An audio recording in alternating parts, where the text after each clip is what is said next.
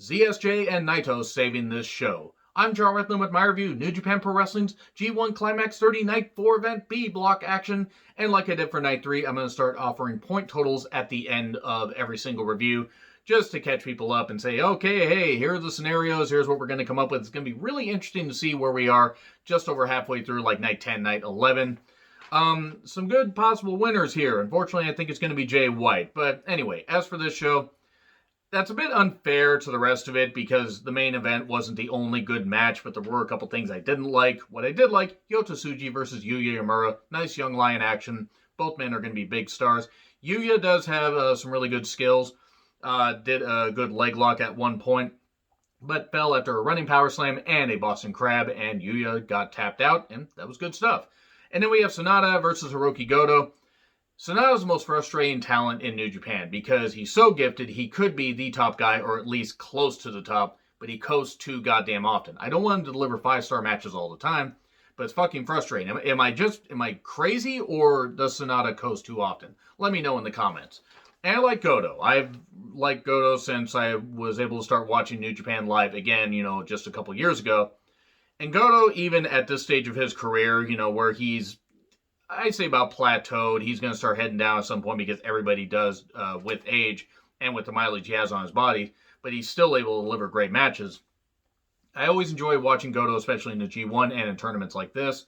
And he, cut a good pace here. He did have a taped up shoulder, Sonata focused on that. So nice move stealing, good back and forth. Goto used some good power. Sonata just making it look effortless no matter what he did. But eventually, Sonata fell to the GTW and GTR. Hiroki Goto gained the victory, which I was a bit surprised by. Wasn't disappointed, just a bit surprised. And then we get Yano versus Tanahashi. Usual antics from Yano. I usually hate comedy wrestling, but Yano entertains me for some odd reason. Maybe it's just because he's likable and he actually makes this work. Yes, it is formulaic. Formulaic isn't always bad when you have a match that maybe lasts 5 to 7 minutes, and that's pretty much the case with Toru Yano matches. Now, I expected, okay, we're going to get Tanahashi gain the victory. No, Yano pulled it out again. He got tape over his eyes. We were going Bird Box up in this bitch. If you've seen Bird Box, I'm sorry, that movie sucked.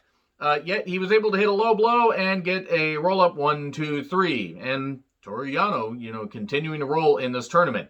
Imagine if he wins. Him versus Naito would not be a very long match at Wrestle Kingdom, but God, that would be interesting. It's not going to happen, but hey, it is what it is. And Tanahashi not doing too well in this G1 so far. And then we have an intermission for the cleaning of the ring. And then we get Juice Robinson versus Kenta.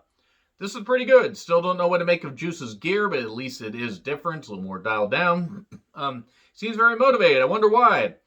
Being with Toni Storm would do that. And I mean that with all respect. I met Toni Storm a couple years ago in an indie show, and she's very nice, very cool. Very good wrestler, and they seem happy together, so all the best to them. And Kenta, yes, usual stalling antics, and he does love mocking the crowd and is pretty damn good at that.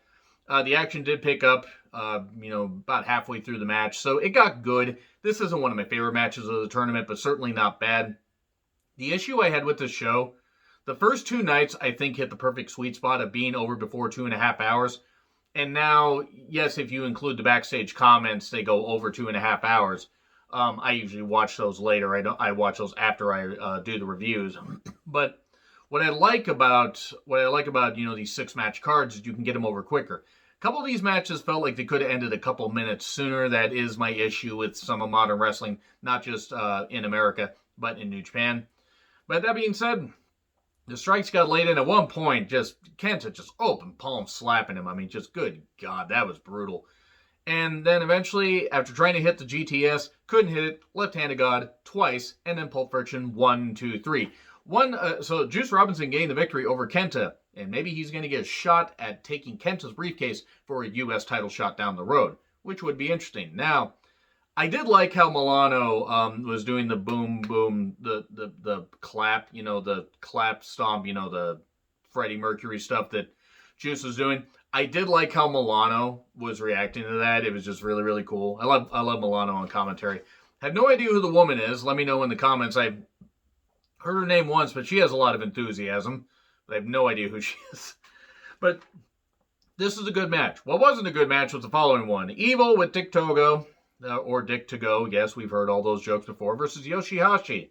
You're trying to make me care about a Yoshihashi singles match. That being said, Juice did on night 2. Yoshi attacked early because he was tired of Mario abandoning him to get through the gates in Super Mario World. I kid.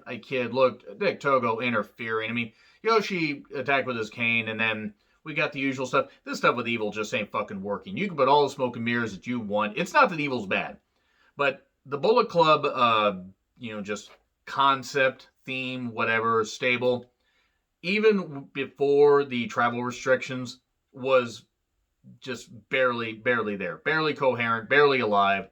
I'm sorry, it's not for a lack of talent. The concept's just dead to me. People like it, that's fine. You guys can like it all you want, I just don't. What basically ended up happening is, even though the pace picked up and it looked like Yoshihashi might win, he got the butterfly lock on forever, seemingly forever. Got a senton, we get a ref distraction, a choke out, and even though it looked like Yoshi might come back, nope, low blow, and then everything is Evil 1, 2, 3. That's your lot. I don't really give a shit about Evil going far in this tournament, even though I think he'll be near the top, he won't win it. For the love of God, don't do Evil versus Naito again. Please don't. Well, I really liked, and I'm going to, be quick about this, ZSJ versus Tetsuya Naito. Ow. That is all. That is pretty much what I wrote down for this. The submissions were great.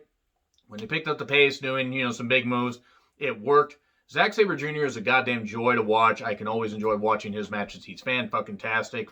And Naito really picking up the pace here, doing some good stuff, and eventually would hit Destino 1, 2, 3, and he got the victory. And, I mean, that's not really shocking, but Zack Sabre Jr. really having a good showing here. And I liked it. I liked what they did. And Zack Sabre Jr. having a great showing in this whole tournament. I really hope they give him Will Ospreay's rumored push. Just do it for Zack Sabre Jr. One, Zack Sabre Jr. is a guy that you actually could invest in because he's actually a good guy and actually a really great wrestler. But, you know what, they're probably going to give it to Ospreay because why the fuck not? Why wouldn't they? So, as for point totals, Juice Robinson with 4, Yoshihashi still with 0, Toru Yano with 4, Sonata with 0, and then Hiroki Goto with 2, Kenta with 2, Zack Sabre Jr. with 2, Evil with 2, and then Hiroshi Tanahashi with 0, and then Tetsuya Naito with 4. So yeah, looks like we're getting, some interesting point totals here. I expect Tanahashi to at least get 3 to 4 victories in this tournament. Watch him get 0. That would be something.